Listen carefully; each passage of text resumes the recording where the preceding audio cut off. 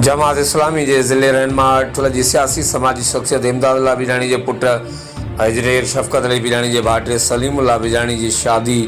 जो वलीमो अॼु जाफ़र दायो शादी हाल ठुल में थी गुज़रियो,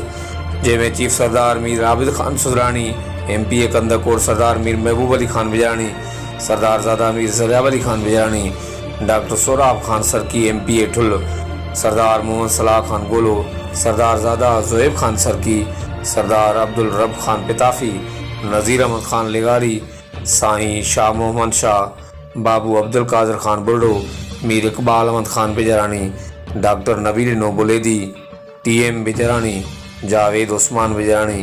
ठारचंद बालानी, अल्ताफ़ अहमद ख़ान बिजानी, अकबर ख़ान बिरोही, गौस बख्श वसाण,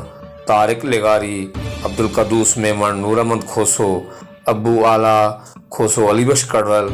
नज़रमंद हाले पोटो, सेठ अब्दुल सत्तार भयो, मोहम्मद आरब भयो, अता मोहम्मद ख़ान ममदानी समेत मौजूद व मोहतरम शख्सियतन दोस्त अहबाब व अजीज़ व अकारब वॾी तइदाद में शिरकत कई।